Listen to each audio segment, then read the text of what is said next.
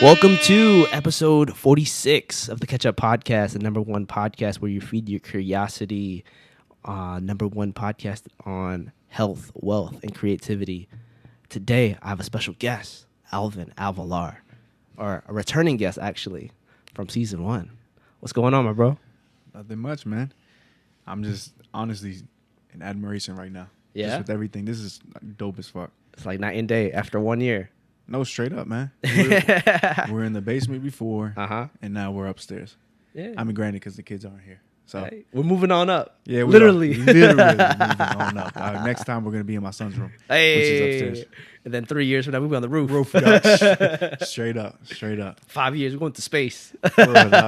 Straight up. I love it. Hey, we're just catching up, talking about goals, changes. Yo, what's going on in your world?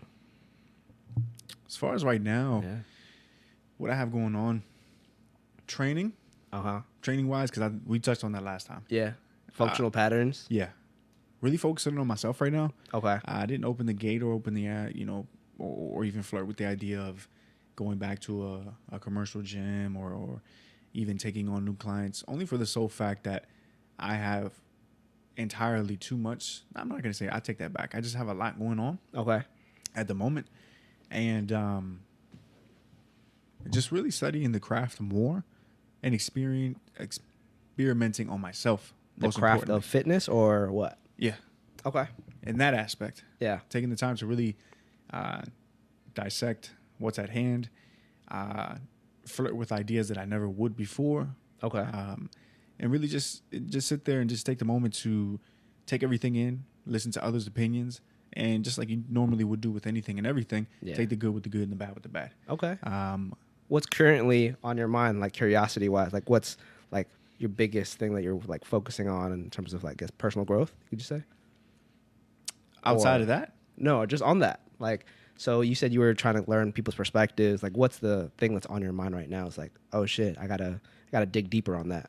In terms of biomechanics, okay, just seeing just how people move, whether that be boxing, whether that be wrestling, whether that be jiu-jitsu. I named those main three things just simply because, I mean, I'm a huge fan of just mixed martial arts, boxing, just, all that shit in general. I'm a huge fan. So just to see how gifted some of these athletes can be in comparison to ones that that they had to dig deep and grind on a daily basis, whereas a motherfucker could have missed practice like 5 times a week and still been a beast on that mat. And you still couldn't beat him, even if, I'm not going to say, but still, I'm just saying. Shit like that. That to me, like for example, I'll just give you a few people who I look at. Okay. Mike Tyson. Okay. Facts. One, just the facts, just a simple fact of how he can move, like how he used to move. One of my favorite videos is of him hitting the heavy bag. And just how quickly he's able to move side to side. Yeah. And then just come up and bow. Just, you know what I mean? With that hook. I saw a video of him like, I don't know, maybe like a month or two ago. He still got it. Still. Like he was just like muscle memory, just going weaving, did a hook to a guy's body with pads. It looked like the guy who's holding pads got shook. No, I'm telling you. Like, and it's funny too because I was talking to a coworker about that. And I was just like, dog, I don't care how old he is. Yeah. I was like, that's muscle memory. Right. I was like, my man will still put your lights out right now. Yep. I don't care how old he is. Just let him connect. Just straight any up. Clean connection, lights out. Yeah. And it just, even with him just simulating, like not even going, you know what I mean? Just practicing. Right. Hands down, it still has incredible speed. Yeah. I'm just like, dog, that's crazy to me, man. Like just how you would expect just because of everything that he's gone through, what the body is able to retain as far as like stress, drugs. Exactly. He's very big on drugs after his boxing career for sure, and to still have it to this day. That's what I'm saying. That's of course, wild. I don't think not to the caliber of what he used to perform at. Yeah, we all know that, of course, but without a doubt, he's still outboxing. You're 25-year-old, you're 20-year-old right now. Yeah, I bet who has you that no right experience. Now, had no experience. Yeah, he's dogging the shit out of you. Right, hands down. And I always like to connect things, like to loop, like kind of how we were just amazed at how much growth with consistency comes. Yeah, like consistency of me in the podcast, or consistency of anything, of you in training. Like the amount of knowledge you know now is expanded from what you've been learning because you stuck to your craft. Yeah, And like I want to see like what's been going on too. Like I think for me in terms of fitness, I'm getting more into psychology of things, the psychology of teaching humans motivation versus me just saying a line like, "Oh, I did X, Y, and Z, so you can do it too." Like that kind of rubs me the wrong way right now, because yes, it motivates most people, like seeing a Nike commercial where a guy like Usain Bolt is the fastest man in the world. But I don't think the world needs that kind of motivation right now. I think the world personally needs just, hey, get out there and do it. Like, stop comparing yourself to like Usain Bolt or like the number one or like the top 1% of the world. You know what I mean? I agree. I think there's a drawback there though. Okay. To play devil's advocate. Sure. I think you should view with the, like I said earlier, with the good, take the good with the good and bad with the bad. Right. So you view him as the fastest man in the world, right? Yeah. To me, it's like you would want to attain his ability to run. Yeah. As fast as you could possibly run. Yeah.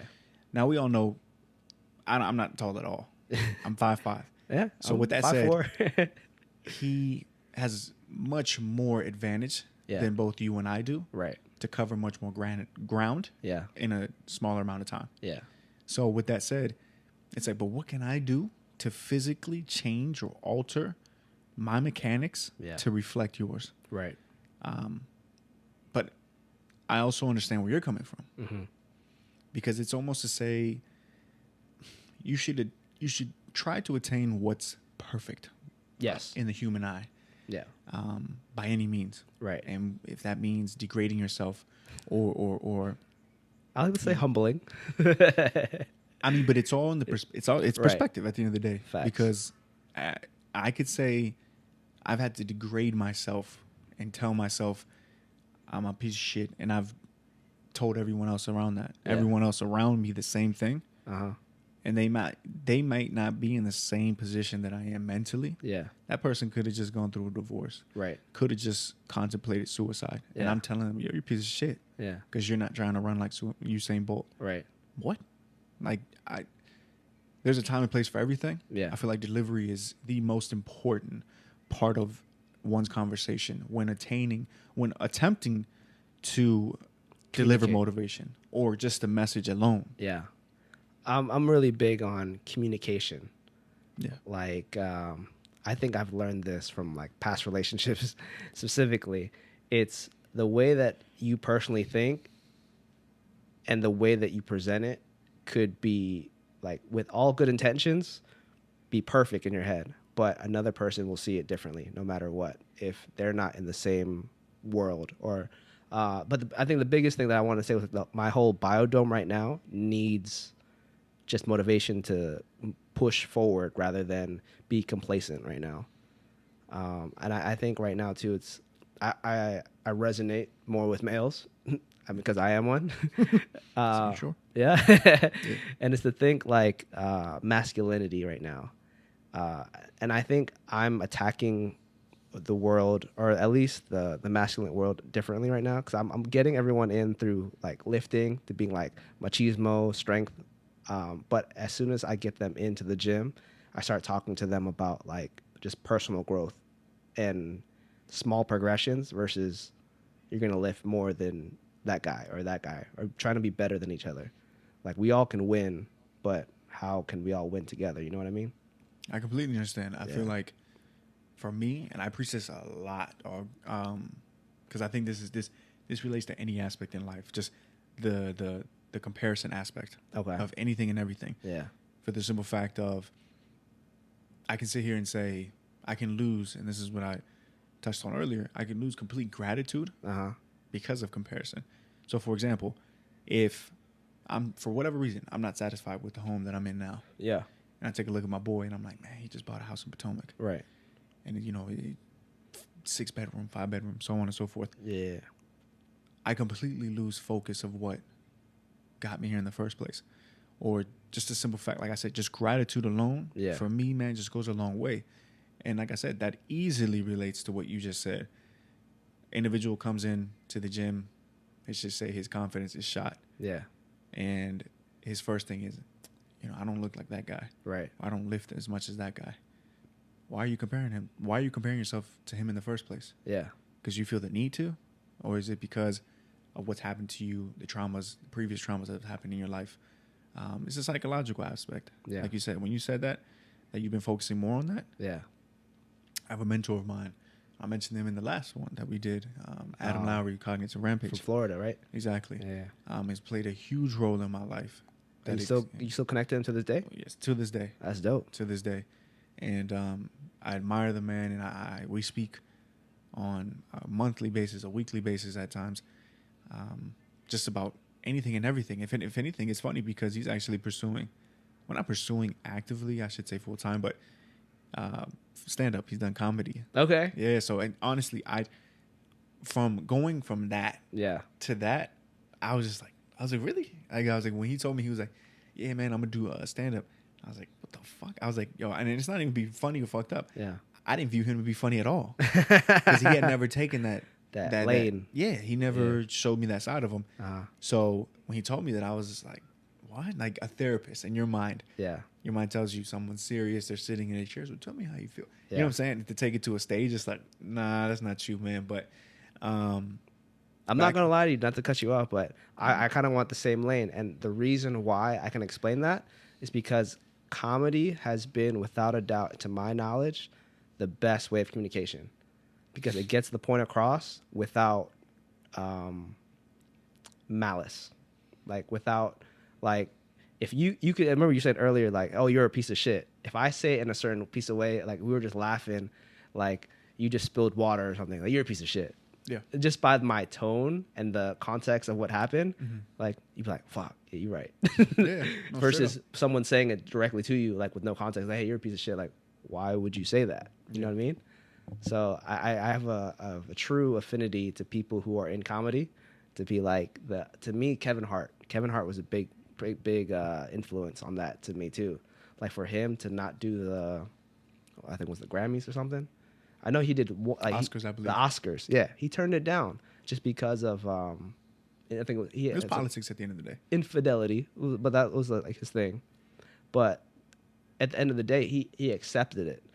Actually, I got another quick story. Just the other day, I'm in my office job, and I'm in charge of filing some files. Another guy came in asking me to look for a certain file, and then it's supposed to be in like a 2018 rack, and I put it in a 2019 rack.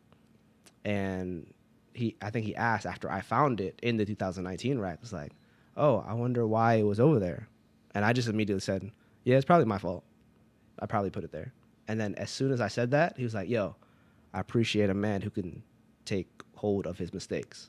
And I was like, this is like 7:30 in the morning. I'm just like, what'd you just say? Like, I just messed up, dog. It's my fault. Yeah. And then I just, like, it took me a while, like, to ponder it over my head. When I got back to my desk, I'm like, oh, maybe not a lot of people do that, apparently. No. Yeah. They don't. And if anything, my director's complimented me, and I'm not trying to go on the same shit you just said. I only bring it to light only because it could easily benefit somebody else. Because I think we all too much, not try to blame shit, play the blame game. Yeah. But there are plenty of instances where we don't own up to our own shit. Facts. And for me, it's like something that small translates over to something much bigger. Right. And it could be the character of who you are. Mm-hmm.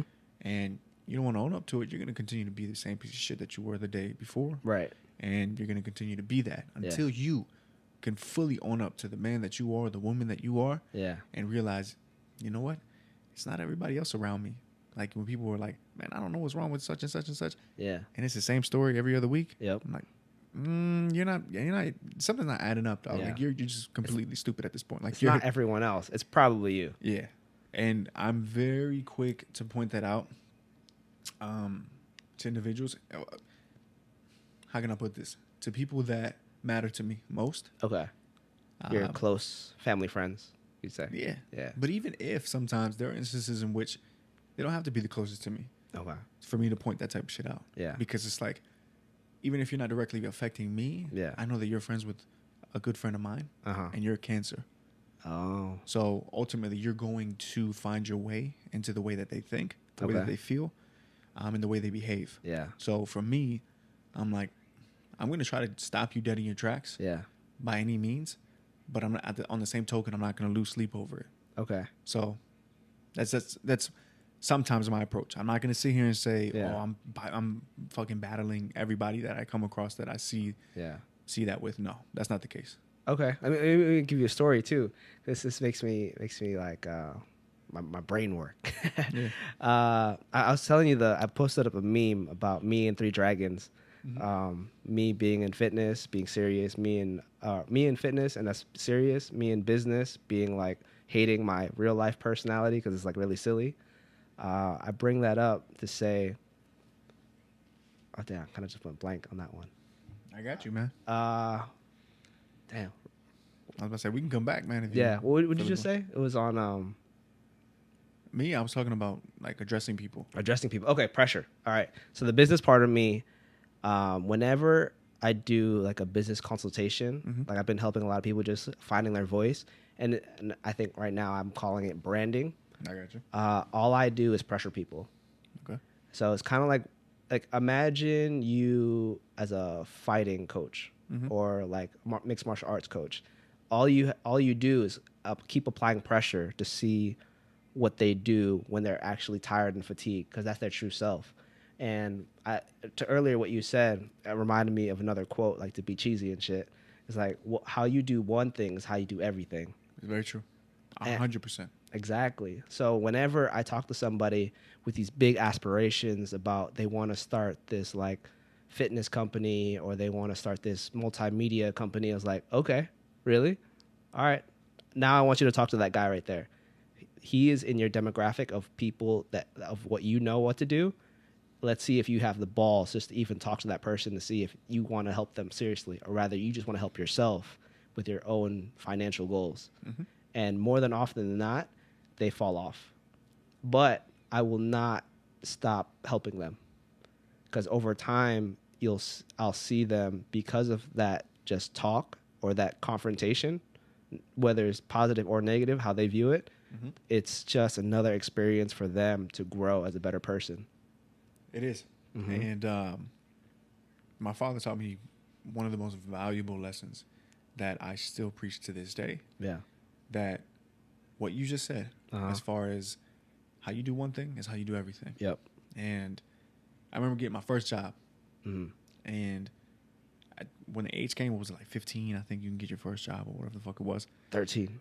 Well, workers permit. Okay, I did it. I don't know. Baskin Robbins. But I'm pretty sure I got paid under the table. Sorry, whoever my manager was. With that said, as soon as I can get a job, I did. So I remember him telling me, he was like, look, man, whatever it is that you do, make sure that you arrive on time. Yeah. And that you do your job. Like whatever it is that you do, make sure you do it. Do it to the best of your ability. Exactly. And of course, that you treat everybody with the same respect. And that has stuck with me tenfold. Only because, like, when I've had coworkers of mine come to me and say, hey, man, I mean, like, or just complain about the job. Yeah. Period. Right. Like, man, this shit is so boring, or it's just, this shit is stupid. Like, I don't want to work here no more. Like, I'm actively seeking something else, so on and so forth. I'm like, even with people that have their dream jobs, they go through their obstacles. They have their trials and tribulations. For sure. Everything is not going to always be what you think it'll be. Peachy. And straight up. Yeah. With that said, I think what they most importantly fail to realize is, again, the gratitude aspect, man. Yeah. Of having that opportunity. But it's like, wherever you go, with that mentality that you have, that sickness, it's going to carry with you. Right. So go to another job. Yeah, they may offer you more money. Yeah. It may be cool in the beginning. 2-3 years from now, speak to me again. Yeah. See if you're not talking the same shit that you just talked to me now. Right. So I think that the mind frame is very, very important. I'm not going to say that's the only important factor, because it's not. There are many more things that go behind that involve fitness, health, nutrition, just the nutrition aspect in general. How much time you devote to social media, how much time you're behind a screen, how much time you're being exposed to blue light and versus being in the sunlight. Yeah. There's just so many different variables that you got to take into account. My son is like wrestling with himself upstairs. So with that said, yeah, it's just like all those different variables being all those different variables being taken into account to ultimately shape how you think. Yeah. Many don't think. It's just like, oh, let me just change my mind frame. Right. Like, it's not that simple, dog. Yeah. If it was that simple, everybody would fucking do it. I mean, to piggyback on what you're saying, it's like, to me, mind frame, mindset, the way that you think is your foundation. And it's like, I always try to bring up the house, like, analogy. Like, you will have a shitty house regardless if you don't have a proper foundation. If you just put, like, wood on top of the soil, your house will fall down. Mm-hmm. And it's the same thing with business, same thing as a person and a personality to me. If you don't have a solid foundation of like a solid morals, mm-hmm. clarity of morals, then at that point, you're just bound to break down. And I want to get into more like personal growth. And I think also what I'm finding out, and I think you may know this too, or you probably resonate this probably the most, is the guys who I've talked to mm-hmm. and consulted with, they don't have the best father figure role models in their lives. And I think what I've learned and what I've said out loud now, it's like, I don't mind, even though I do not have kids, I will be as best of a father figure that I can to anybody that I do meet in real life. Yeah. It's funny that you bring that up, only because I didn't do this purposely. I did it because it was something that was on my heart. It was on my mind. But I pretty much broke down each of my boys in that aspect when it comes to fathers. Okay. Each of us is crazy. Some of us don't have them. Some of us do. Right. But weren't there morally, mentally to support us. Yeah. So they were physically there, but we didn't have that support mentally. Right. So, and just so many different other things. And it's funny because out of my group that I was with at that time, I think it was like 5 of us. Okay. Each of them broke down. Each of them. Yeah. And I don't want to toot my own horn. It was just shit that was just flowing out of me. Yeah. And it was relatable. Okay. And those childhood traumas that carried with us into manhood. Yeah. We're all Hispanic, just to give you a background, just so you can be like, okay, it's a cultural thing. And not just a cultural thing. I think it's just overall, just some men. Almost like where we grew up, too. Exactly. Like you all grew up together, so out of the same neighborhood, you kind of felt the same things, experienced the same things. Exactly. So when I touched on the different subjects that I did with our fathers mm-hmm. and just where we are now as men, I can say for most of them, they still hold on to resentment. Yeah. They hold on to machismo in some senses. Yeah. And for me, I can honestly say that since having my son, having my daughter, having my wife by my side, it's given me a whole brand new aspect. Yeah. Because the moment in which I moment I slip up mm-hmm. and think that, let me resort to my old ways. Yeah. My wife is there to check me. Yeah. It's like, you don't have to be like that no more. Yeah. Like you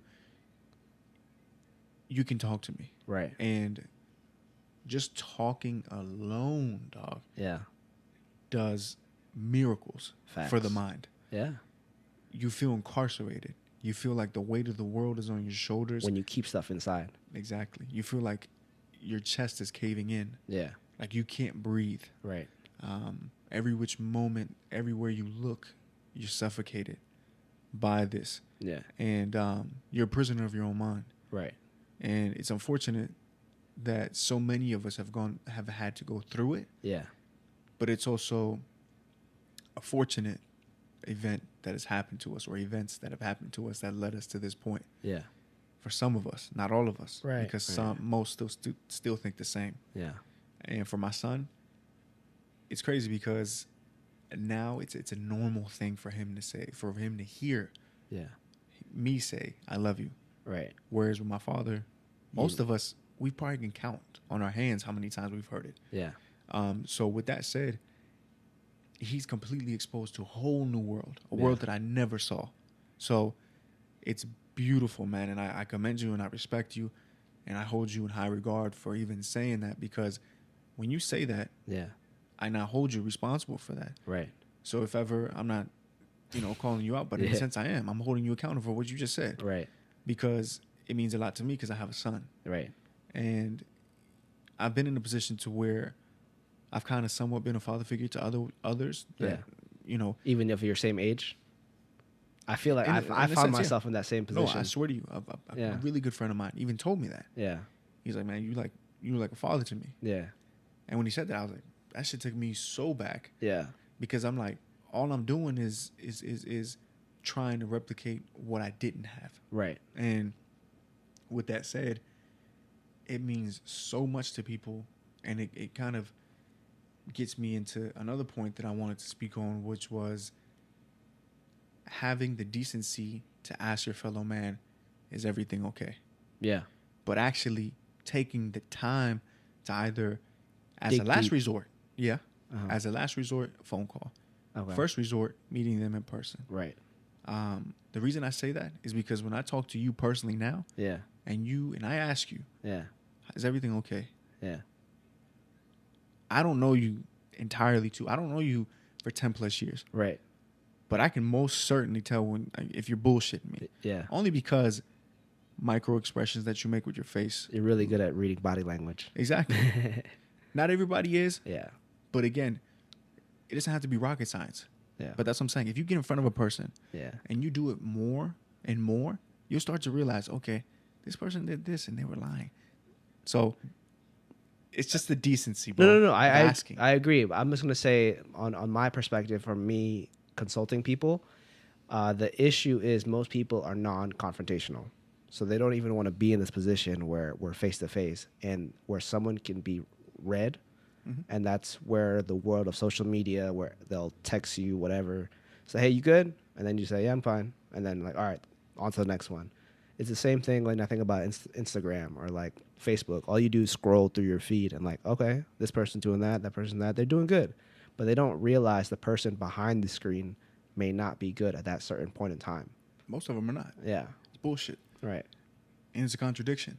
Because those that preach that they want more vulnerability are the ones that are not giving it. Facts. So it's like, how do you expect for me to be when you're shutting me off when I'm asking you a simple question because I fucking care? Right. And that's what I'm saying. You'll be so fucking surprised how many people are going through something. Yeah. Most times somebody's always going through something, whether it be financial issues. Right. The list goes on. Right. But you ask that one question, I guarantee you, that person, if you know that person, you're going to be able to pick up on some shit, even if they're lying. But you're going to be able to ask those questions, those uncomfortable questions. Yeah. Or if not, you can just be like me, be fucking blunt and just be like, you're bullshitting me. Right. Like, I know you are. Yeah. And if not, I had a recent experience where, and not to get all religious on you or, but I believe in God. Uh-huh. And I had a spiritual experience where, for me, I was talking to somebody, and I promise you, I had no intention on ever even asking them this or speaking on this subject, but I did, and it came out of nowhere. Uh-huh. And for me, I was saying that, I was like, that's the Spirit speaking through me. Okay. I was like, it's not me talking. I was like, this is all Him. I give all grace to Him because of the, what is it called when you have like an epiphany? Yeah. And it just came in that moment, and I just asked. And I swear to you, everything before that moment was brushed off. Like a, What you asked? Everything I was asking as far as like, you good? Or if not, like I was explaining to myself like, well, the reason I think such and such, or the reason, I wanted to talk to you is because of experience that I've seen you display and so on and so forth. That's like the shit that I was talking on. But then he shut you off as soon as you started talking like that. Those are kind of telltale signs those are telltale signs of somebody, for me at least, that's brushing you off. Is one word responses? But like just back to back, like okay, like they don't let you get much out. Yeah, I've known two people. I know one in particular that does it a lot. They don't want you to dig deeper into whatever the issue is. Okay. Exactly. So for me, it's like, I know what you're doing, and I'm going to give you the liberty. I'm not going to be a dick. I'm not going to continue to poke at you. Yeah. But you're ultimately going to pay the price for what you're doing. Right. Not to me. You're not hurting my feelings by doing that. Right. But it's unfortunate because I know you have a family. Right. I know you're married. I know you have kids. And I can't help but to think that those around you are suffering because of what you're not doing. Right. And the biggest point that I want to drive home, man, is just ask your fellow man how they're doing. Right. Because mental health is a huge issue that we all are aware of, but that we pay the least amount of mind to. Okay.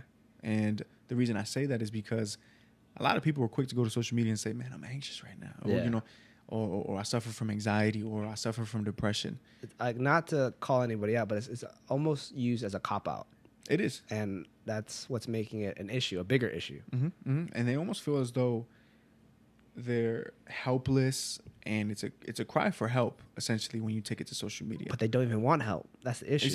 Exactly. So it's like, what do you really want? Do you just want the dopamine rush from people asking you? Right.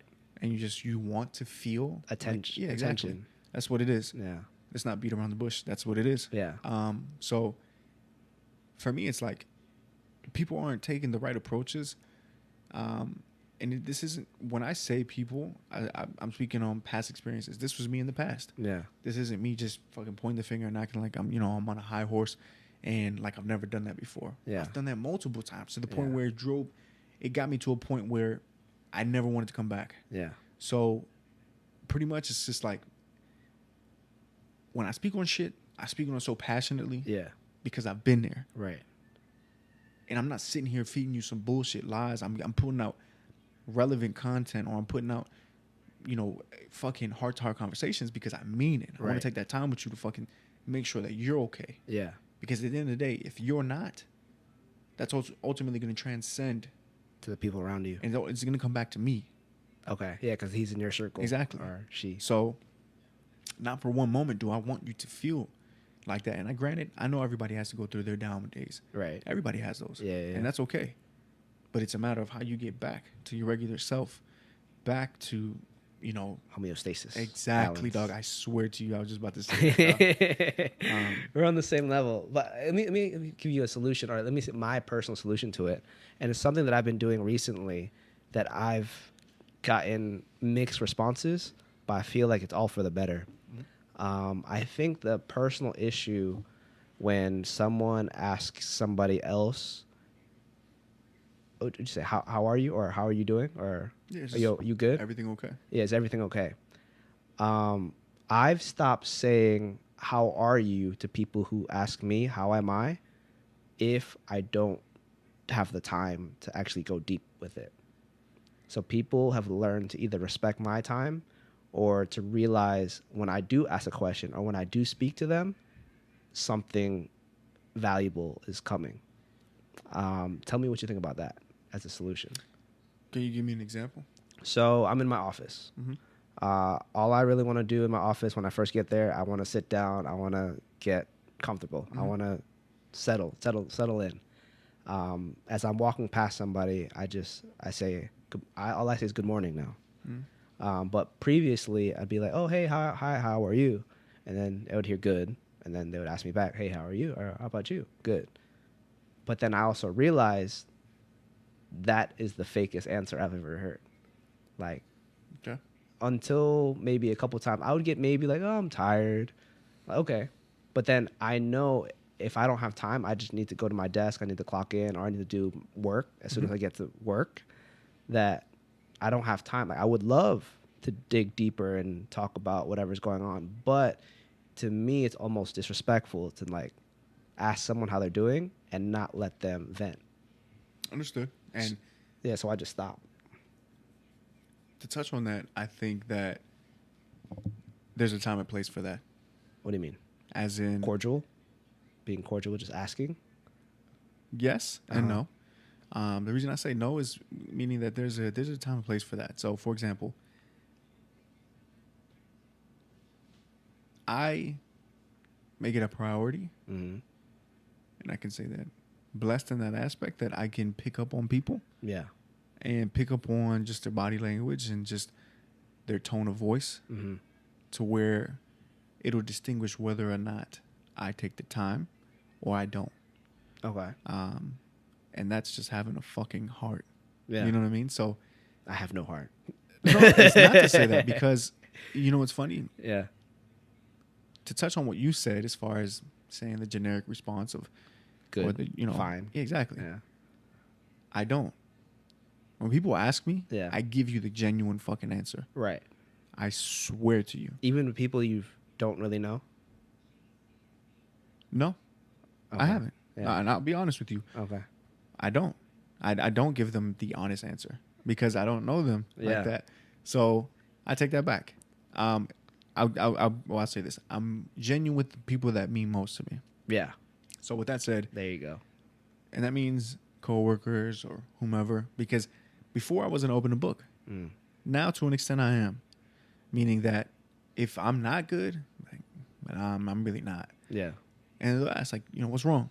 Yeah. And you don't want to like open a can of worms for someone and just like whoa. So I'll give them the gist of what's going on, and then I'll give them the liberty of exiting the conversation by saying, "We'll just catch up later." Yeah. You know what I'm saying? So I get what you're saying. Yeah. I do. But even for a person that I don't know to ask that question, to even want to know more, is it even genuine? Yeah. It opens that question up to say, why do you want to know? And it can be the defensive part of me. Is that what you say? Like, why do you want to know? Or no, I is don't. That internally? Internally. Okay. Because like I said, I mean, if you've ever been done wrong by a person, especially a close friend of yours, a brother, a family member, whoever, I think that it leaves a mental scar, and it opens up that world of open-ended questions. Okay. To say, like, you know, why are you asking me that? Yeah. You know, what's your true intention by asking me that? Right. Shit like that, because you're a product of what happened. Right. And to me, that's how I think about it. But when you ask me that, I'm not bullshitting you. Right. I wouldn't tell somebody that I don't know how I'm really doing. On that note, let's take a break. And we're back. I sound like a skit, actually. Speaking of skits, you do skits. Yeah, man. And I mean, speaking of skits in general, they range just like comedy ranges. Yeah. I mean, you have your PG. Yeah. Then you have like your rated R skits. But like everything to me, like even though we're in Maryland, like East Coast, you give me a really West Coast vibe with your stories that I've been seeing on your Instagram. What? Yeah. Why you say that? I mean, I spent a year in San Diego, and it's just like, maybe it's just like a Hispanic thing, but I can really feel it. Like, my best friend growing up was Mexican. Mm-hmm. So, like, his mom was the first person who gave me, like, tecate for New Year's. Okay. So it's like, I don't even know how old I was. I was definitely underage.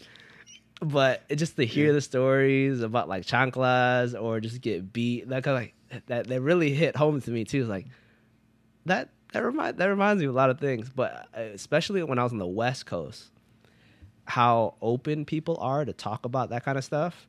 Whereas on the East Coast, I don't see it as often. No. It helped a lot, and just to say that, I was like, it's cool how you bring it all together. Appreciate it, man. Yeah. It's honestly. People have told me for years. Yeah. Just like, man, you need to have your own show. Yeah. Or you need to do something with this. And it was a matter of like, all right, cool. You know, like at first I brushed it off completely. Yeah. And I was just like, and then with time I was like, all right, man, look, you have the ability to make people laugh. Right. Brighten their day essentially. Yeah. Fucking do it.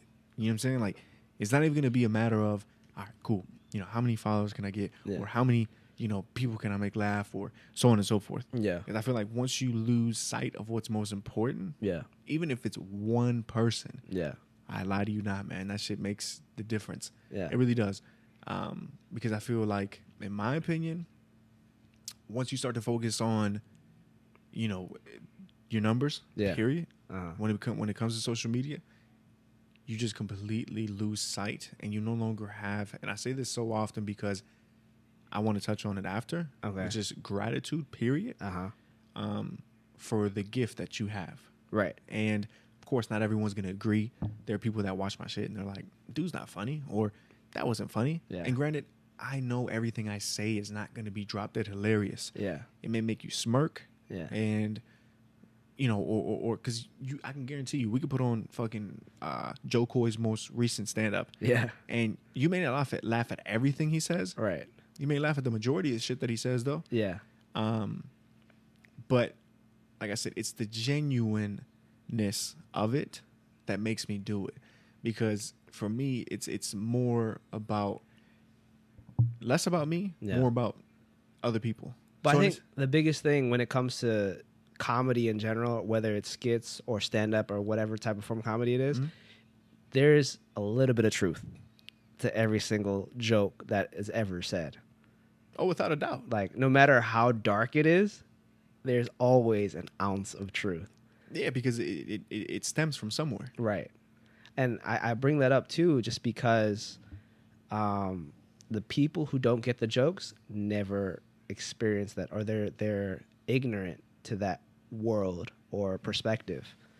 And I think that's why comedy is so viral, because over time it kind of just shows light into a serious subject or just someone's perspective of life. And I think that's why I bring it up again too, to think about the tie a whole circle, we'll go whole circle about it. And it's comedy is the number one way of communication to me. It ultimately is, man. I think it's an icebreaker. And like we touched on earlier, it's how I grew up. Yeah. So that's what comes natural to me. It comes best in that it's in its purest form. Yeah. Is how I relate to it. Right. So when I'm down, it's like, I want to laugh.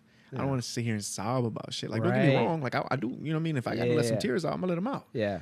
But after that, no bullshit. Let's not lie. Let's not bullshit. Yeah. If you're going through your timeline and you stop on something and it makes you laugh, dog, it takes you away from your pain for that very moment.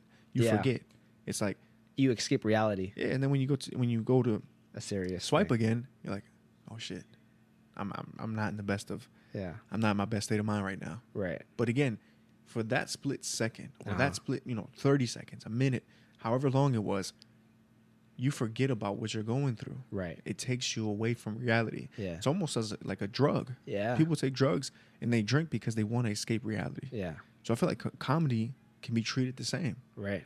You know what I'm saying? And you can look at it and critique it and say, what? Like, that's what you resort to when you're going through something? Like, but it's like, it's another way out. It is. It's like another thing I said too, is like everything works in the world. It's the fact that people become narrow-minded and have tunnel vision on someone's success. This is the point where you lose yourself, and the whole goal of it, I think, with personal health, mental health, it's about you and yourself and finding out what works best for you. Like, this is the most selfish thing in the world to me, and I want to bring that to light. But to bring up the aspect, because we're talking about mental health as well as talking about comedy, I would love to be a part of that in a way to shed light to mental health, if that makes sense. I think anybody can. Yeah. It's just how you deliver it. Yeah. And you know what I mean? I think that has to do with everything. But even if you have doubts or whatever, man, just put it out. Yeah. Dude, you're going to make somebody laugh. Right. You may not know it. Maybe they didn't comment. Right. But they saw it. Emojis, but they saw it and they laughed. You know how many people have told me that shit in person? Yeah. That shit means a lot to me, man. Like, no bullshit. People be like, man, yo, keep doing those videos, man. Like, yeah. That shit makes me laugh, dog. Right. Like, and people from that, quite frankly, not all the time comment on my shit. Yeah. And it's not like, man, next time put some laughing emojis, dog. Like, yeah. Nah, man, it's like, that's not going to fucking make or break my day. No. But it lets me know, it's confirmation that, hey, somebody laughed. Right. You know what I'm saying? So, in a sense, it does give you a little dopamine rush. It's like, it's cool. It's nice to know that what I did or what I said made somebody laugh. Right. And I don't know.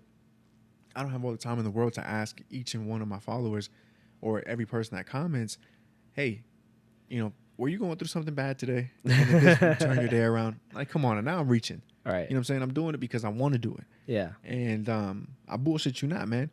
And a reason why my shit comes out so late at night sometimes is because you're doing it. Well, yeah, that. And because I'm working long hours. Right. And by the time I get home, dog, and this is one thing that is so true, man. It's like something that you want and that you love to do. Yeah.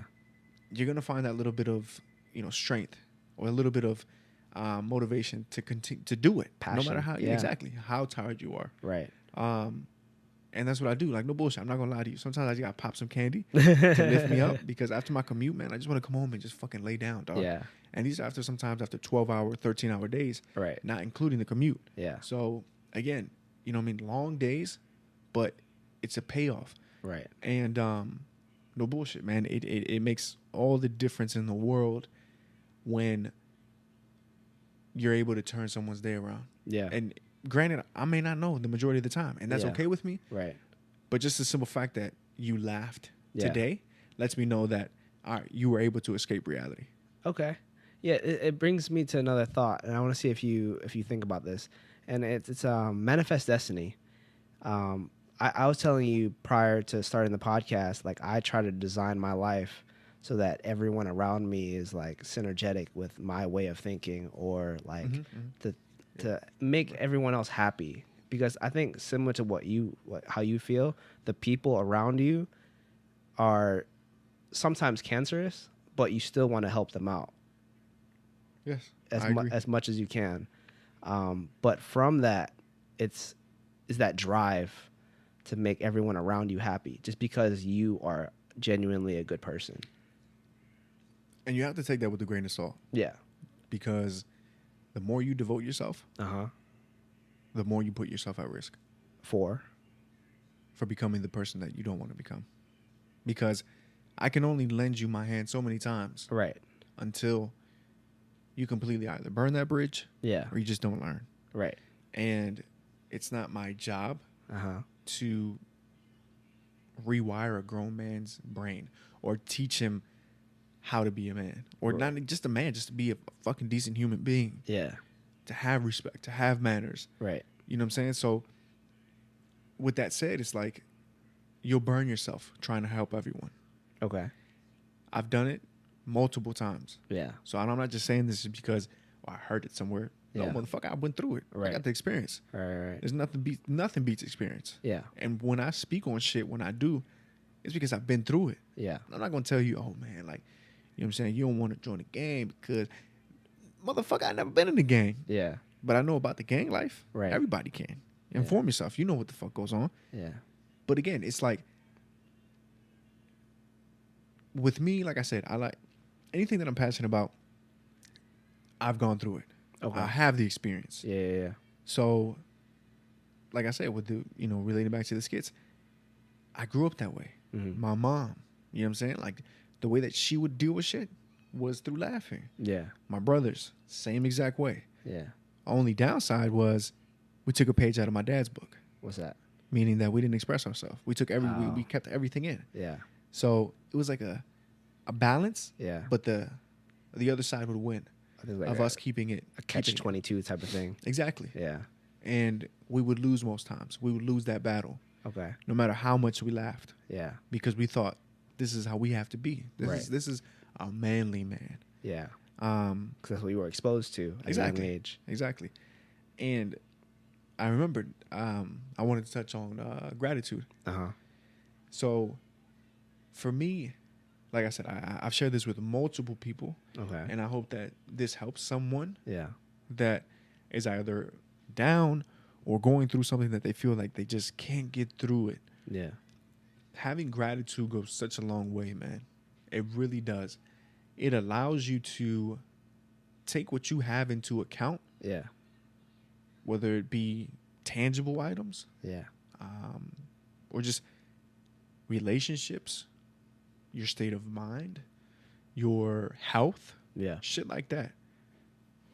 That allows you to be grateful first thing in the morning. Okay. When you wake up, first thing I do is thank God. Okay. You may not believe in God, but just be thankful that you woke up. Right. Because guess what? There are people that pass away in their sleep. Facts. You wake up, you could instantly start to complain and say, I gotta fucking work, or I'm tired. Yeah. You know what I'm saying? take your time getting out of bed. I'm not going on the people that can't just get up out of bed like that, because I can. Or my wife, I call her bear. I'm like, you fucking hibernate. Like, she's not a morning person. Right. And it's funny because our kids are a spitting image of both of us. It's because we see each other in both of them. Yeah. My son is like my wife. My daughter's like me. She's up. Like, she's around. She's like, hey, good morning, good morning. Like, you know what I mean? Yeah. I'm a morning person. Right. Straight up. Not everybody is, and I respect that. Yeah. But again, I wake up with gratitude. I thank the man upstairs, and I don't dwell on what happened the night before. Right. I'm not complaining. Yeah. About the time that I have to get up. Yeah. I'm thankful that I have a job that I'm able to have. Right. And that I'm able to go to. Yeah. And even in between that, I have a roof over my head on top of that. Right. I have a shower. Yeah. A toilet. All of these items that are readily available. Right. I don't have to go outside and use the bathroom. Yeah. I have a car that gets me to work every day. Yeah. Back and forth. No issue. I'm able to look at you, speak with you, and be entirely in the moment right now. By meaning that I'm able to see you, I'm able to hear you, I'm able to feel you. Yeah. All that shit. You have all your senses. Everything. You could leave now. God forbid something happens to you, but you could lose your eyesight. Yeah. And people, and I stress this so much because we don't focus on the small things. Right. It's always the big things. It's always what we don't have. Right. Motherfucker, what do you have? Right. Be grateful for that shit first before you start being ungrateful for everything you don't have. Yeah. Because like you said, you've gone overseas. So you've seen, as have I, when I've gone back to my main country, my mother and father's country, El Salvador. Yeah. Little kid, fucking beyond happy, playing in the fucking dirt with a spoon. Yeah. Motherfucker. My son. Yeah. He has a fucking PS4. Yeah. PS4, my nigga. Sorry. Hey, okay. So that's what I'm saying, man. Night and day. He has air conditioning in his room right now. Yeah. Throughout this house, there's central air. Yeah. So much to be thankful for, man, that I think that it gets me through my day. And there'll be times, just random times throughout the day, where I will give thanks for what I have. Yeah. Because I know that for me, like I said, and this may not relate to everybody, but for me, there's a man upstairs that, blessed me enough to be able to attain these things. Yeah. And even if you don't relate to that, like I said, you still are in a position in your life to where you can always, and I mean always, fuck that. Oh, well, not, there's times where you can't be grateful. Fuck that. I don't want to hear that. Yeah. Prove me wrong. I'm posing that question to you too. Oh. If you feel that I can be proved wrong in that aspect, yeah, please do. And if I swear to you, I will own up to it and say, you know what, I was wrong. Yeah. But if you feel like you can't, at least one time a day, tell me. What? Not to be grateful? Yeah. No, I'm on your boat. Like for me, like I spent so much time in the desert playing with rocks and like just throwing rocks at the wall. Like I can't imagine how much more amusement I ever had, like me with like 50 other guys and just like throwing rocks at each other and having a blast. Because it's like that's all we had access to, because we were just waiting for orders or some shit. Yeah, like definitely I'm on that same page when it comes to gratitude. Like I preach it a lot too, but to speak on like your mornings, like I'm on both sides. Like I am a morning person, but I am also the one to complain about my mornings. But I internalize it.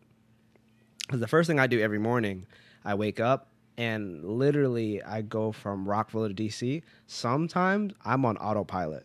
Like I take my motorcycle to work and I forget what happens between me getting up out of bed and to me being in the office.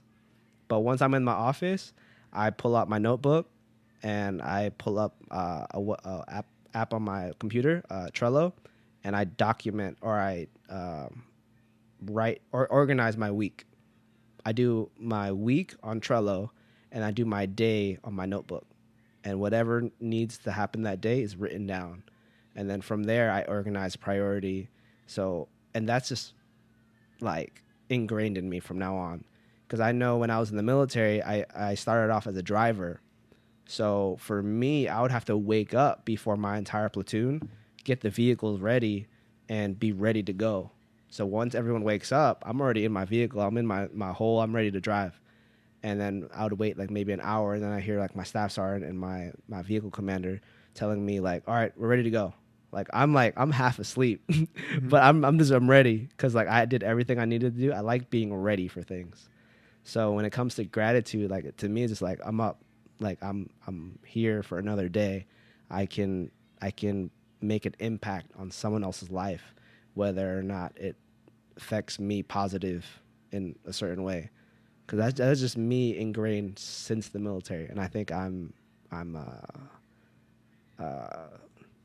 happy that I've done that. And I'll always tell this story. When I was in the kindergarten, I won an award. It was just a cardboard piece of paper and yarn on my neck, and the award was the best sharer. And I equate that for my mom. My mom just at a very young age, she always told me like, share your toys. I'm like, all right, cool. Like I never like fought her for it. It was just like, I have this truck. You want to play with it? Like, and then I remember like even like to this day, like all my birthday parties, like at my house, I didn't know everyone in my parties, to be honest. Like she would just invite my whole school basically, or my whole class every year.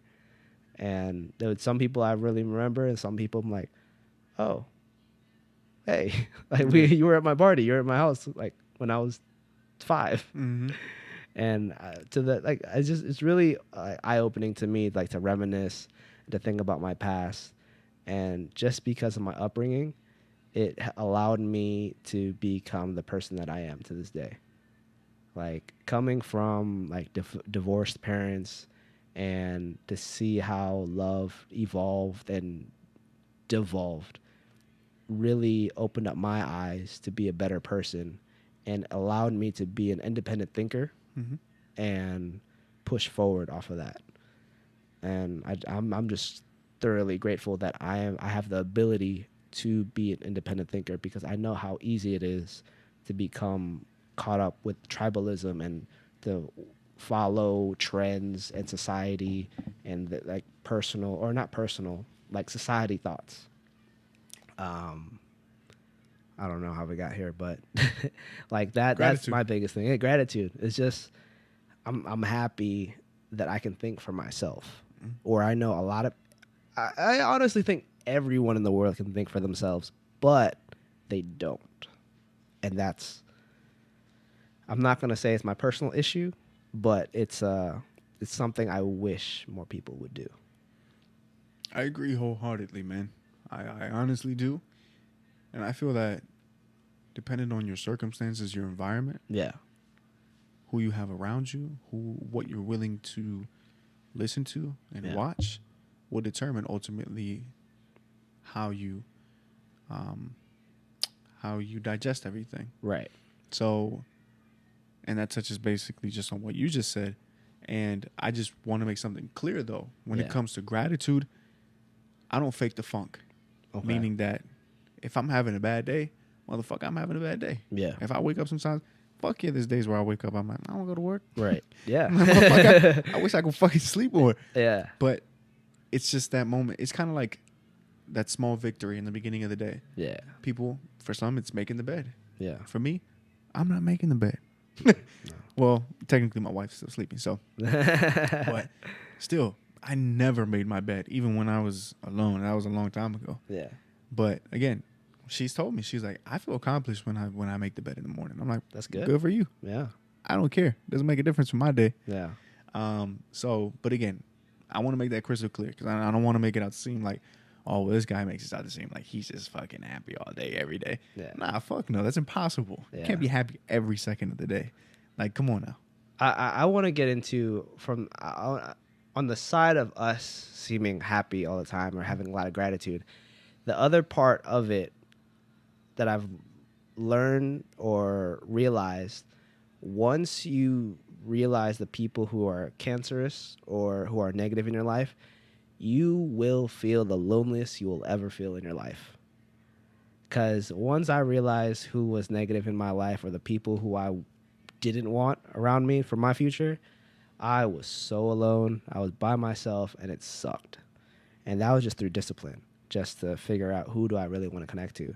And when I think of social media nowadays, like I thank God for that, because basically I have access to people who I think are like-minded, and I have the opportunity to send them a message to be like, hey, I really like what you're doing. Would you like to meet for coffee, or like, would you like to talk about something? And I'm like, cool. And I think from the podcast, to break this down, I'm like, that's how I've personally met some of the people I've met in my podcast. And it's people who I want to surround myself and who I can help, or they can help me in one way or the other, whether I just show them a different perspective or help them actually with their business. Because most of the time they are some type of entrepreneur because they're also independent thinkers. And without social media, for me, I wouldn't be able to access certain people in my life, or I would have to be stuck with the people who I had in my life who actually just lived close to me by, like, relatively. But I want to get into, I guess now I want to see if we can get into the power of no. I have a very strong affinity to now realize how to say no, because me growing up, my mom would always tell me to say yes to things, like when it comes to food especially. Like, I was a picky eater. But now it's like I wanted to learn a lot about a lot of people, a lot of things. I was very curious, and I still am. So I would say yes to a lot of things. But now I actually find myself valuing my time and my efforts on certain things. So now I'm learning to say no. And I want to see different perspectives on how people say no. Because now you're saying that you're helping certain people, you're helping them grow. But how do you differentiate your time helping others and saying no to certain things? Like maybe saying no to certain things in your past. For me, the way I differentiate the two is based off of your previous interactions with me. Okay. And your most recent, what I'm seeing. All right. Technical difficulties. But let's get back into the power of no to figure out how you say no to certain opportunities, because now you value your time. Yeah, no, most definitely. And then what I was saying was how I it's second time around too, man. God damn. How I differentiate the two is by deeply fucking just how do I want to word this? Diving deep into who that person is. Okay. Meaning, so you have to trust the person before I even bother to take the time. Okay. And it's not even to say I have to trust them. Is it even worth my time to even take the time to fucking point out what I think potentially could be the underlying factor of why you're a dick? You know what I'm saying? Yeah. Because it's taking resources. It's taking me years. Yeah. It's taking failed relationships. Right. All my experiences, I'm willing to pour that into you. Mm-hmm. And for you to just brush me off? Yeah. Fuck you. Right. So that's what I'm saying. Is it even asking myself, is this person even worth my time? Yeah. What's their track history like? That's my biggest question before I even dive into that. And if I ultimately come to the conclusion that, you know, this person with 5 people, 6 people, their entire family, friends, spoken to them, and they still haven't made a change. Yeah. Ask myself, why am I the one?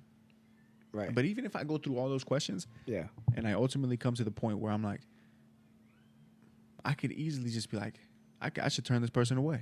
Yeah. Like, I shouldn't even waste my time. I should say no. Right. But then there are those instances in which I'm like, what if? Yeah. You know? And you have those what if moments. For sure. And I think for me, it's the most humane question you can ask yourself. Right. Because it's like, should I just let this motherfucker jump off a cliff? Or should I just be like, hey, take my hand? Yeah. You know what I'm saying? But it's that question that you ask yourself that brings you back down. Yeah. Because I feel like you're up here, not to say you're holding yourself to a high expectation, Yeah. but you are in a sense because you're putting yourself first. You're Right. valuing your time, period. Right. So you're like, should I waste my time with this motherfucker or not?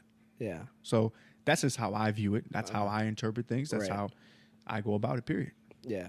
You definitely went deep on that. Like, I was kind of saying like little tips. I wasn't expecting that, bro. Shut yeah. the fuck up, bro. Because the funny thing right now, like for me, like my tip for that same situation is say no early and say no fast. Because I get into that same conversations, like I'm debating in my head whether I should give some time or not. Mm-hmm. But then if I'm already starting to like think about how to help you, then I'm already like in a roller coaster ride. Like the snowball has started rolling, so it's hard for me to stop. Mm-hmm. Like there's a situation like this weekend. A couple of my friends are in Ocean City right now. It's like, hey, you should come. Da da da. Like, is it advantageous for me to go out for a weekend, spend some money, and party, and not really get anything done on my personal end, whether my personal business, or should I work on my personal business? And that to me, like as soon as they said that, they asked me that, and I want to say for years this has happened to me, where I kind of just fall in, like, all right, yeah, sure, I have nothing planned. And, like not to say this weekend because that's where we're podcasting, but it's to think as soon as I give them an inch, they'll take me the whole way. And for me, now that they asked me this maybe like a couple months ago, I said no initially. I just said no. Like these are my close friends, and I was like, no, I'm not going. And then I held my ground, and I think it took me, I want to say at least a couple years for me to develop this trait, just to say no, I'm not going. And then over time, like they would like, bro, why are you being a bitch? Why are you being like, fuck you? Like, hang out with the guys. I know. Yeah. So you know what I'm talking about. Hell yeah. And now, like, it's just like, they would post it like, no new friends, whatever. I'm killing each of them. But I'm just like, whatever. Because, and speak about like your friends too, it's like, these are like almost like my A1s. Mm-hmm. And over time, they've seen this change in me. And as soon as they get back, they're going to act like nothing happened. So I'm like, all right, cool. And they're starting to learn, like I'm slowly, like digging deep into their roots and be like, they're now like reading they're listening to audiobooks, or they're digging deeper into their creativity mind. Like some of them are doing like videos now. Mm-hmm. I'm like, oh, okay. Yeah. Like I get that like deep internal win. Yeah. So like the power of me saying no, like I didn't see it initially. Mm-hmm. Like I thought it was just more like an endorphin for them. Like everyone, like, oh, we're hanging out. But now I'm helping them grow to like higher levels because of it. Okay. And I think this is a good segue to the next question, and that's who are your now top 5 influences, and how are they affecting you? Because I remember before you said you still had your A1s, and like that didn't affect how you are. And I feel like now you're like, the people around you affect the shit out of me. You know what's funny? What's that? It's because I think I even spoke on it. How people would be like, oh man, it's amazing how you guys are still friends, so on and so forth. Right. And it's crazy because to answer your question, it's not the same no more. Yeah. It changed. And I didn't think, I promise you, not in a million years, that it would have changed. From the last time we spoke to now. Yeah. Especially the person that left. Yeah. But it's the ones that you least expect, man. Yeah. And it caught me by surprise, entirely by surprise. Yeah. Because this is somebody that I held to a very high standard. Uh-huh. I'm very particular with who I let around myself. Yeah. And around my family especially. Yeah. You know what I mean? So for me to let you, and I say let. Yeah. Because motherfucker is my decision. Right. So to answer your question just straight up, it's not the same no more. Yeah. And it wasn't, I don't think we could have prevented it. Mm-hmm. Even if we tried. And even if we could have tried, let him go. Yeah. Let him walk. The reason I say that is because I feel like the people that leave or that feel the need to leave, and and this is granted that you're being a stand-up person. Let's just say you haven't done that person wrong by any means. Yeah. You've only attempted to your very best capability to provide the best relationship that you could put forth. Right. Best brothership. Yeah. And they decide to up and leave. I felt betrayed. I felt everything above. Right. And I just want to make sure that I'm not going off topic. So can you just repeat the question again? Because I don't want to go completely AWOL and then just completely ignore the question. It was just who are the top 5 people you associate with, and how do they affect you? And I wanted to commend that and just think about what you said and how your personal growth is. To think about, like, I'm never trying to burn any bridges. Like, that's never my intent. Mm-hmm. But I'm never fearful to lose somebody. Yeah. Because I know where I want to be. And I think right now, to think about tribalism, and I personally, like, from me being in the military too, and from where I grew up, gangs was a big thing. And to me, I realize now, after getting out of the military, it's like the biggest gang in the world is the military. So I do a lot of analogies with the military and gangs. We were grown to be like, hey, if that guy doesn't look like you, that girl doesn't bang with the same shit that you grew up with, then that guy's dead, like physically or mentally. And I think that's how we all grew up. Especially, I want to say, like, as I think millennial, I think what I saw was from 81 to 94. I think that's what the Urban Dictionary definition is. Mm-hmm. That's kind of what we grew up on, like hip hop, the emergence of hip hop, emergence of Tribe Called Quest, De La Soul, all the way to 50. Like, that's the whole, like, we grew up, like, 50 Cent got shot 9 times. That was like, that was almost like an award or amazing. Like, yo, he made it out. Yeah. But to go back into you, it's like we're learning that there's other perspectives, and the people that we now associate with kind of differentiate the way that we think and now what we look for. Mm-hmm. So I want to say, who are now your top 5 influences, and how they shaped you and how you think now versus the past? Anyone and everyone, right? No. Doesn't have to be like friends. Right. First name that comes to mind is Gary V. Okay. Whereas before, I think I even bashed on him the last time we spoke. I think so. But the reason why, and that's what I told you, even with just fitness alone, I opened up new doors that I had closed before. Right. To where I was, not to say closed-minded, but in a sense I was, because I had my mind made up and I couldn't argue both sides. Okay. And to me, if you can't argue both sides, you're closed-minded. Straight up. Right. So, with that said, he is one. Mm-hmm. You want me to elaborate now or later? Like after I list the 5? Up to you. The reason Gary is because of the constant content that he puts out. Yeah. I admire it. I admire his tenacity. Yeah. His work ethic. Mm-hmm. And I can go on and on about him. But just to list a few. You admire him for his work. Exactly. To sum it up. Exactly, because I can relate to it. Okay. Immigrant background. You work hard, yeah. You know, my father. Yeah. So that's that. Of course, my original mentor, my boy Adam Lowry. Okay. Just seeing him develop. Yeah. As a entrepreneur, a business owner. Yeah. No bullshit. Every time I go back to Facebook and I crack the joke at it, I was just like, fuck, every time I go to Facebook, dog, it's a fucking new open, or you're sending me a page to like a new business. Oh. And just left and right. And I was like, man, I admire that shit, dog. Yeah. Keep doing what you do. Right. Anybody else? It's not to say I promise you I'm just drawing a blank at the moment, but those are your major influences. Yeah, my boy John. Okay. John Haddad. Yeah. He is over in Beirut, Lebanon.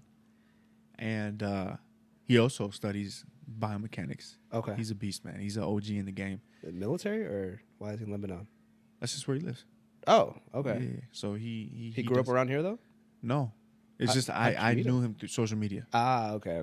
Met him through someone, and then so nice. It just took off from there. Cool. And just the generosity, the humility that this man has. Yeah. But to still be able to kill it, you know what I'm saying, at any which point that he so pleases. Yeah. That shit's badass to me. Right. You know what I'm saying? So I respect and admire men like that because I think that, at least in my opinion, that's what I put forth. Yeah. I try to always continuously put that humility forth. Right. And that's what I preach amongst the guys, period. I'm like, there's no room for cockiness here. Yeah. Because I'll pull that shit out in a heartbeat. Like, I'll you know what I'm saying? Like, I'll confront you about it in a heartbeat. Yeah. And I expect the same. Right. You know what I'm saying? So it's not that, I think I'm just the guy that's going to be the regulator amongst the group. Not at all. Yeah. That leaves two. Just my parents, man. My parents, I admire them because they've influenced me to become the man that I am today in so many aspects, dog. You know, my mother and my father. My mother, just the way that they both got here. Yeah. Extremely, extremely dangerous. Yeah. If I were to tell you the average kid today, average teenager at that time to do what they did, they'd sit bricks at the moment you even start to begin to tell them what they needed to do. Okay, so what? Gary, Adam, John, parents. Yeah, at the current moment that influenced my life. Yeah. To the way I think. I would say, those are definitely my top 5.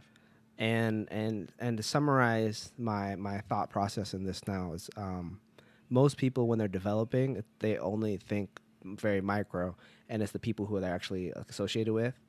And what I was saying earlier too, about branching out and how I think social media about the people who I can now connect to because I wouldn't have met them ever in real life, is to think like, don't be afraid to branch out in the world. Follow your curiosity, whether it's fitness, whether it's social media, like video. I found a lot of new friends who are deep into like art, whether cinematography, painting, photography, that kind of thing. Like, to go deep inside their heads, it's really amazing to me to figure out we're not so different. Not at all. Because we all have the same issues. We all go through the same shit as human beings in relationships, but they have a different point of view. And for someone to think about only the external factors and being like, what's going on in the world and people talking about other people or celebrities, that kind of shit, to hear someone talk about their personal issues or the abstract speaks volumes to me now, because now I have a true appreciation to how people think and grow personally. And I gotta say, like, thank you for your story and thank you for speaking on your shit. Let's wrap up on that. If anybody wants to talk to you, want some male guidance, father figures, where can people reach out to you?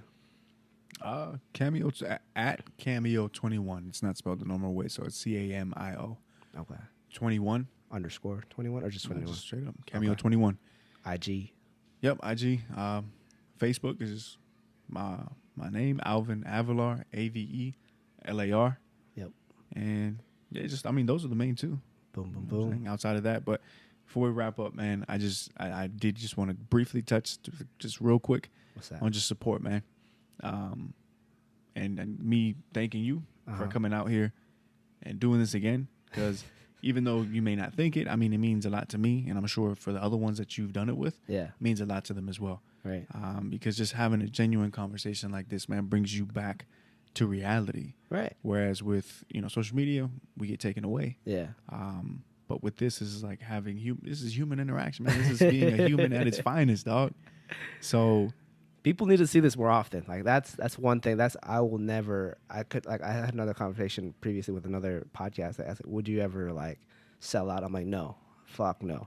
this is my only platform that I will never sell out with, because this is the only time where I can have a true conversation.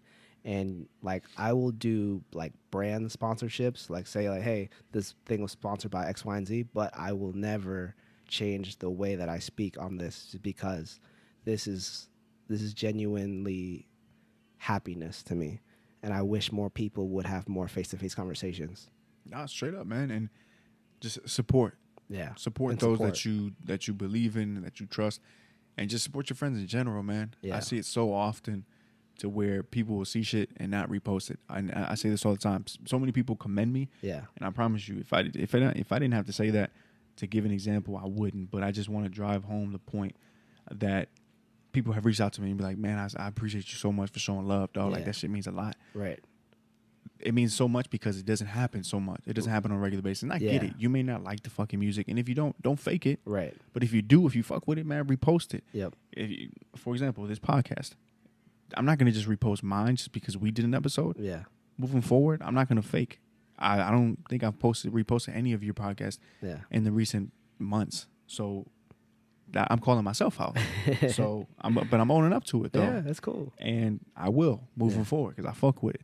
And thirdly, man, it's just reconnecting and making sure that the love is felt. Right. You know what I'm saying? Like, just, I'm not telling you don't fake the funk. If you don't fuck with it, don't do it. Right. But on the same token, man, just support those just like you support the people you don't know. Yeah. Straight up. Exactly. If you see $2.83 pizza from Lido's, just say, yo, that deal is awesome. Hey, for real, man. Just write them, man. Just write my boy and be like, hey, man, I appreciate that. I took full advantage of that deal. Yeah. That was me, man. A fellow pizza lover, dog. I fucking love pizza, man. If any of y'all, Pizza Hut, Domino's, sponsor me, dog. I fucking love pizza, son. Dead ass. All right, cool. Not pizza. Well, man, I'll take it. I appreciate that. Yeah, dog. It's always a blessing. Catch up with you. Always. Until next time. Peace. That was